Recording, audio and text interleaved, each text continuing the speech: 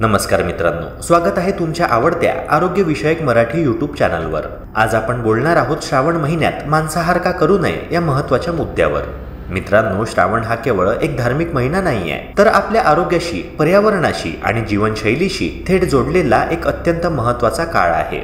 या महिन्यात विशेषतः एक प्रश्न अनेकांना पडतो, तो म्हणजे श्रावण महिन्यात मांसाहार का वर्ज्य असतो, म्हणजेच मांसाहार का करू नये। हे फक्त अंधश्रद्धा आहे का, की यामागे काही विज्ञान, पर्यावरण आणि आयुर्वेदिक कारणं लपलेली आहेत? चला तर मग आज याचं सखोल विश्लेषण करूया, धार्मिक, शास्त्रीय आणि वैद्यकीय दृष्टिकोनातून। नंबर 1, श्रावण महिना, धार्मिक पार्श्वभूमी। श्रावण महिना म्हणजे श्रद्धेचा, संयमाचा आणि सात्विकतेचा काळ। हिंदू पंचांगानुसार श्रावण हा पवित्र महिना भगवान शंकराला समर्पित मानला जातो।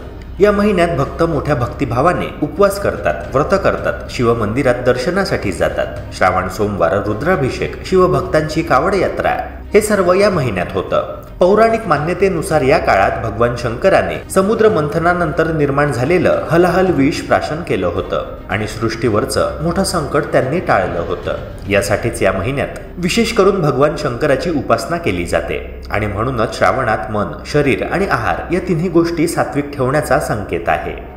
नंबर 2, मांसाहार का करू नये, शास्त्रीय कारण। आता पाहूया यामागचं विज्ञान आणि वैद्यकीय कारण काय आहे। पहिला मुद्दा म्हणजे पचनशक्ती आणि हवामान। मित्रांनो, श्रावण महिना म्हणजे पावसाळ्याचा मध्यकाल आणि या ऋतूमध्ये आपल्या शरीराची पचनशक्ती नैसर्गिकरित्या कमी झालेली असते।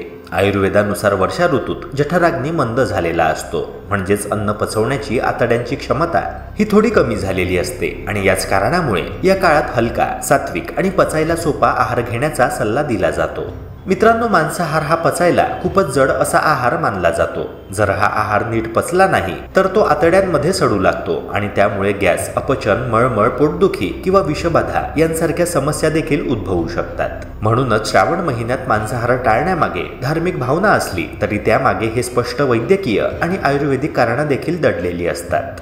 शरीराला जास्त त्रास न होता तो नैसर्गिकरित्या डिटॉक्स होऊ शकेल असा आहार म्हणजेच सात्विक आहार, शाकाहारी आहार आणि असा आहार या ऋतूसाठी सर्वात योग्य मानला जातो। दुसरा मुद्दा आहे बॅक्टेरिया आणि संसर्गाचा धोका म्हणजेच इन्फेक्शनचा धोका। पावसाळ्याच्या काळात वातावरणात आर्द्रता मोठ्या प्रमाणात वाढते आणि हीच आर्द्रता विविध प्रकारच्या सूक्ष्म जंतूंना जसे की बुरशी, जीवाणू आणि विषाणू वाढण्यास अनुकूल वातावरण प्रदान करते। अशा हवामानात अन्नपदार्थ, विशेषतः प्रथिनयुक्त आणि जड अन्न लवकर खराब होऊ शकतं। मांसाहार हा अशाच प्रकारच्या अन्नांमध्ये मोडतो, त्यामुळे जर मांस योग्य तापमानात, स्वच्छतेत आणि साठवणुकीच्या योग्य पद्धतीने ठेवले गेले नाही तर त्यामध्ये जलद गतीने सूक्ष्मजीवांची वाढ होते। या सूक्ष्मजीवांमुळे मांस दूषित होतं आणि ते खाल्ल्यास फूड पॉयझनिंगचा धोका मोठ्या प्रमाणात वाढतो। यामध्ये उलटी, जुलाब, पोटदुखी, ताप यांसारखी लक्षणं दिसू शकतात। काही गंभीर परिस्थितींमध्ये या दूषित मांसामुळे शरीरात विषारी घटक पसरून गंभीर आजार उद्भवू शकतात। त्यामुळे पावसाळ्यात मांसाहार टाळणं हे केवळ धार्मिक किंवा पारंपरिक कारणांमुळेच नव्हे तर आरोग्याच्या दृष्टीने देखील आवश्यक ठरतं। तिसरा मुद्दा आहे बर्ड फ्लू आणि प्राणीजन्य रोग। पावसाळ्यात डास, कीटक, गवत आणि पाण्यातील सूक्ष्मजीव जास्त प्रमाणात वाढतात। हेच जीव मेंढ्या, शेळ्या, कोंबड्या, बदक, तितर यांच्या मार्फत मानवांमध्ये येतात। त्यामुळे या हंगामात बर्ड फ्लू, स्वाईन फ्लू यांसारख्या रोगांचा धोका वाढतो। मित्रांनो, आजारी प्राण्यांचं मांस खाणं म्हणजेच सिद्ध झालेलं विष पोटात टाकणे आहे। तिसरा मुद्दा म्हणजे सात्विक जीवनशैली आणि उपवास। श्रावण महिना हा हिंदू संस्कृतीत व्रत, उपवास आणि संयम यांचं प्रतीक मानला जातो। या काळात भक्तिभावाने भगवान शंकराची पूजा केली जाते आणि त्याचबरोबर अनेक जण सोमवारी उपवास करतात। उपवास हा केवळ धार्मिक परंपरेपुरता मर्यादित नसून त्यामागे आरोग्य दृष्टिकोनातूनही महत्त्वाची भूमिका असते। संयमित आहार आणि नियमानुसार उपवास केल्याने शरीराला आराम मिळतो आणि आपल्याला आपल्या जीवनशैलीत सात्विकतेचा समावेश करण्याची संधी मिळते।